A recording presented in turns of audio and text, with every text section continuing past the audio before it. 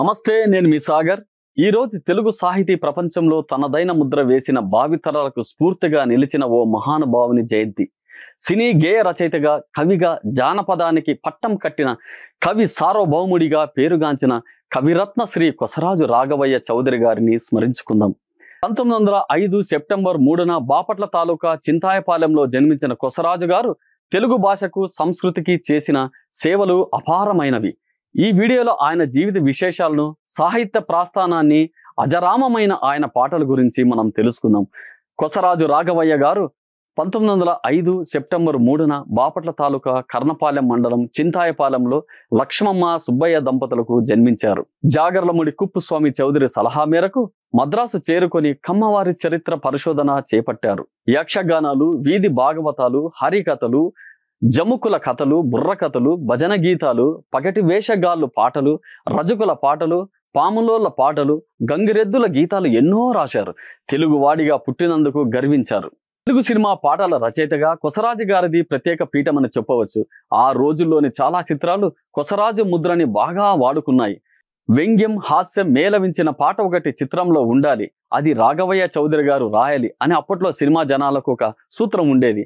ఆ సూత్రానికి తగ్గట్టుగానే కొసరాజు వందలాది గీతాసుమాల్ని గుచ్చి ప్రకాశ పరిమళ భరితం చేశారు.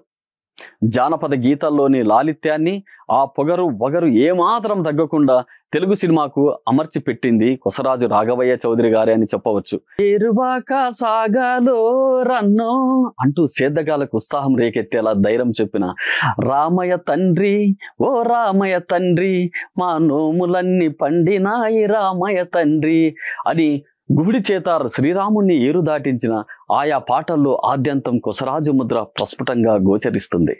పనిగట్టుకుని హాస్యాన్ని పాటలోకి ప్రవేశపెట్టిన వారు కొసరాజు రాఘవయ్య చౌదరి గారు. అంతేకాకుండా ఆయన హాస్యాన్ని సాంఘిక విమర్శకు కూడా బాగా వాడుకున్నారు. మా సొంత ఊరు అప్పికట్ల, అక్కడ ఒకే వీధి బడి ఉండేది. ఆ బడిలో 4వ తరగతి తర్వాత ఇకపై క్లాసులు లేవు. అంచేత నేను 4 చదివేసినా ఊరికే కూర్చోక మళ్ళీ 4 చదివాను అని చెప్పారు కొసరాజు ఒక ఇంటర్వ్యూలో. 4వ తరగతి తప్పితే మళ్ళీ చదవడం వేరు, పాస్ అయి మళ్ళీ చదవడం వేరు. అలా డబుల్ MA లాగా ఆయన చిన్నతనంలోనే డబుల్ 4 డిగ్రీ పొందారు. అయితే ఆయన ఊరుకోలేదు. తన తల్లి మేనమామ వెంకటప్పయ్య గారు గొప్ప పండితులు. వంశంలో ఉన్న ఆ సాహితీ రక్తం రాఘవయ్యలోనూ ప్రవహించి ఉత్తేజపరిచింది. ఆ ఉత్సవంతో వీధి బడిలో ఉండగానే ఆయన బాలరామాయణం, ఆంధ్రనామం సంగ్రహం వంటి గ్రంథాలు క్షుణ్ణంగా చదివారు. వరుసకు పెదనాన్న అయిన త్రిపురనేని రామస్వామి నుండి అచ్చ తెలుగు నుడికారము, తర్క విత్కరాలు, తెలుగు భాషా సౌందర్యము తెలుసుకున్నారు. కొండముది నరసింహం పంతులు గారని పండితుడు, విమర్శకుడు ఆ గ్రామంలోనే ఉండేవారు. కొసరాజుకు కొండముది వారి ప్రోత్సాహం లభించింది. నరసింహ గారు భజన పద్ధతిలో రామాయణం రాసి ప్రదర్శనలు ఇప్పించేవారు. ఆ బాల ప్రదర్శనలో పాల్గొన్న రాఘవయ్య రాముడి పాత్రధారి. అప్పటికే ఆయన కంఠం లౌడ్ స్పీకర్లా ఉండేది. పాట మాట నేర్పిన నరసింహం గారే పొలాల గట్ల మీద కొసరాజును కూర్చోబెట్టి సంస్కృత, ఆంధ్ర భాషలు నేర్పించేవారు. సాహిత్య సభలకు తిప్పారు. అది ఎంత దూరం వెళ్ళిందంటే 12వ ఏట వచ్చేసరికి కొసరాజు గారు అష్టవధానాలు చేయడం ఆరంభించారు. బాలకవి అని బిరుదు కూడా పొందారు. సినిమాలకు వచ్చిన తర్వాత కొసరాజు గారు ఎంత పాపులర్ అయ్యారో బాల్య దశలో బాలకవి అంత పాపులర్ అయ్యారు. పత్రికల్లో కవితలు రాయడానికి, రైతు పత్రికలో సహాయ సంపాదకుడిగా పనిచేయడానికి, స్కూలు, కాలేజీలు చదువులు చదవకపోవడం ఏమాత్రం అడ్డు రాలేదు. నరసింహ పంతులు రాసిన రామాయణం నాటకంలో పాత్రలు ధరించిన నాటక రంగానికి పరిచయం అయ్యారు. పిదప కొంతకాలము రైతు పత్రిక విలేకరుగా ఉన్నారు. ఆ సమయంలోనే సముద్రాల రాఘవాచార్యులు, నిర్మాత గూడవల్లి రామబ్రహ్మం గారులతో పరిచయం ఏర్పడింది. చల్లపల్లి రాజావారి వివాహానికి వెళ్తే చెల్లపిల్ల, వేటూరు వంటి మహాకవులు వచ్చారు. వారి సరసన నన్ను కూర్చోబెట్టారు. వధువరుల మీద నేను రాసిన పద్యాలు చదివితే ఈ పిట్ట కొంచెమే అయినా కూత ఘనంగా ఉందే అని చెల్లపిల్లవారు నన్ను ప్రశంసించారు, ఆశీర్వదించారు కూడా అని కొసరాజు చెప్పేవారు. ఆయన ఇంకో విశేషం చెప్పారు. జమీన్ రైతు ఉద్యమం లేచిన తర్వాత ఆయన రైతుని సమర్థిస్తూ ఎన్నో పాటలు, పద్యాలు రాసి సభల్లో పాడేవారు. అప్పుడే ఆయన కడగండ్ల అనే పుస్తకం కూడా రాశారు. ఆ పుస్తకానికి పీఠిక రాయమని కొసరాజు ఎందరో సాహితీవేత్తలను, రాజకీయవేత్తలను అర్థించారట.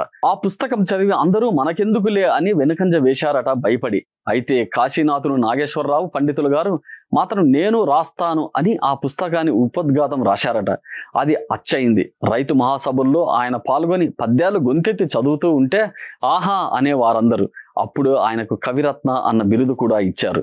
సాహితీ పోషకులైన జాగర్లమూడి కుప్పుస్వామి చౌదరి ద్వారా రాఘవయ్య చౌదరికి గూడవల్లి రామబ్రహ్మం, సముద్రాల రాఘవాచార్యులతో ఏర్పడిన పరిచయం ఆయన సినిమాలో ప్రవేశించడానికి కారణమయ్యింది. అప్పటికే రైతు ఉద్యమం మీద పాటలు రాసి ఒక ఊపు మీదున్న కొసరాజు చేత రామబ్రహ్మం సినిమాలకు రాయించడం మొదలుపెట్టారు. తాపి ధర్మారావు, త్రిపురనేని గోపిచంద్ మాటలు రాస్తే విశ్వనాథ కవిరాజు హాస్య సన్నివేశాలు రాశారు. సముద్రాల, తాపి, కొసరాజు పాటలు కూడా రాశారు. రైతు బిడ్డ తర్వాత నేను స్వస్థలం వెళ్ళిపోయి వ్యవసాయంతో పాటు సాహిత్య వ్యవసాయం కూడా చేస్తూ కూర్చున్నాను. మళ్ళీ 13 ఏళ్ల తర్వాత డివి నరసరాజు గారి సూచనతో కేవి రెడ్డి గారు పెద్ద మనుషులు సినిమాకి పిలిచారు. అప్పటి నుంచి సినిమా కవినే అయిపోయాను అని గట్టిగా నవ్వుతూ చెప్పేవారు ఆయన. రాఘవయ్య గారు తొలుత కథానాయకునిగా రైతు బిడ్డ అనే సినిమాలో 1939లో నటించారు. కవిగా రాఘవయ్య ప్రతిభను గుర్తించిన బిఏ సుబ్బారావు గారు, కేవి రెడ్డి గారు వారి చిత్రాలకు పాటలు రాయించారు. 1954లో విడుదలైన పెద్ద మనుషులు చిత్రానికి రాఘవయ్య రాసిన పాటలు ఆంధ్రదేశ ప్రజలను ఉర్రూతలూగించాయి. సుబ్బారావు గారు రాజీపేద చిత్రంలో జేబులో బొమ్మ, జేజేల బొమ్మ, రోజులు మారే అనే సినిమాలో ఏరువాక సాగారో, ఇల్లరికంలో ఉన్న మజా, అయ్యయ్యో జేబుల డబ్బులు పోయేనే, ముద్దబంతి పూలు పెట్టి మొదలగు పాటలు కోట్లాది తెలుగు ప్రేక్షకుల మనసులలో చిరస్మరణీయంగా నిలిచిపోయాయని చెప్పవచ్చు. అచ్చు తెలుగులోని అందాలు, జానపదుల భాషల్లోని సొగసులు, పల్లె పట్టున ఉండేవారి భాషలోని చమత్కారాలు, విరుపులు రాఘవయ్య పాటల్లో జాలువరతాయి.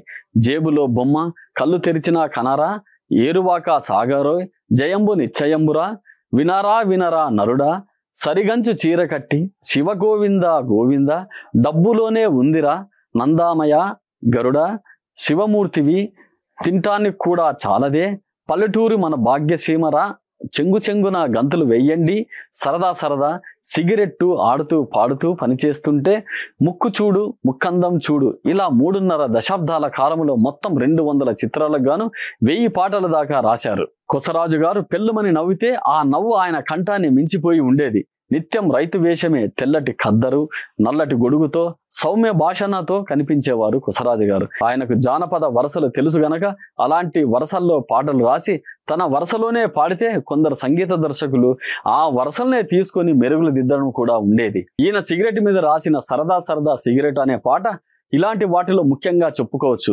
దాంట్లో పొగ తాగితే ఊపిరితిత్తుల క్యాన్సర్కి కారణమన్నారు డాక్టర్లు అని ఒక పాత్ర అంటే, రెండో పాత్ర వెంటనే కాదన్నారులే పెద్ద యాక్టర్లు. అప్పట్లో పెద్ద యాక్టర్లు సిగరెట్ల వ్యాపార ప్రకటనలు ఇవ్వటం, సినిమాలో సిగరెట్లు తాగటాన్ని గ్లామరైజ్ చేయటం మీద విసిరిన మంచి చెనుకు.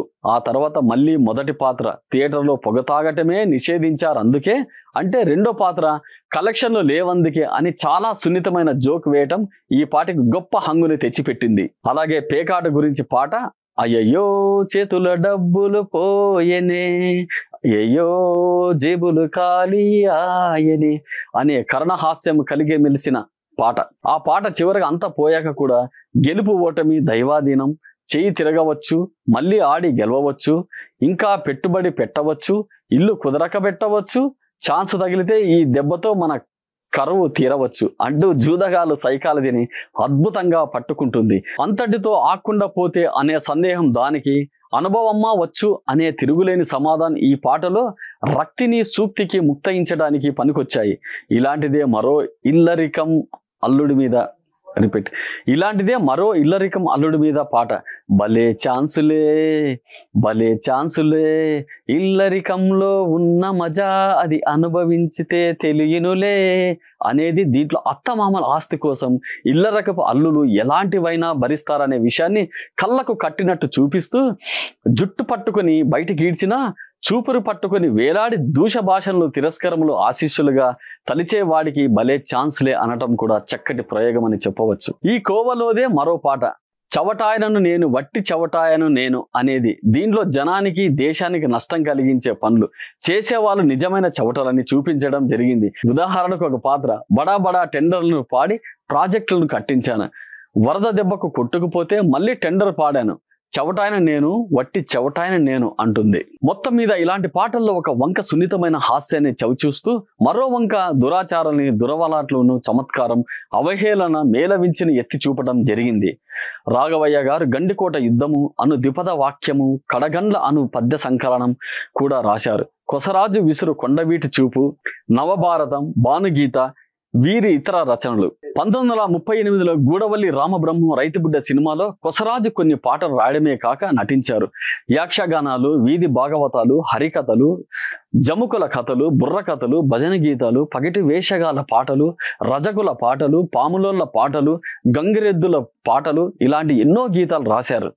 తెలుగు భాషకు జరుగుతున్న అన్యాయాన్ని గురించి చెబుతూ సంస్కృతం కొరకు చలపట్టు నొక్కుండు, హిందీ ఆచుచు గంతు లీడు నొక్కుండు, తెలుగు కొరకు నేర్చు ధీరుండు కరువయ్య అన్నారు.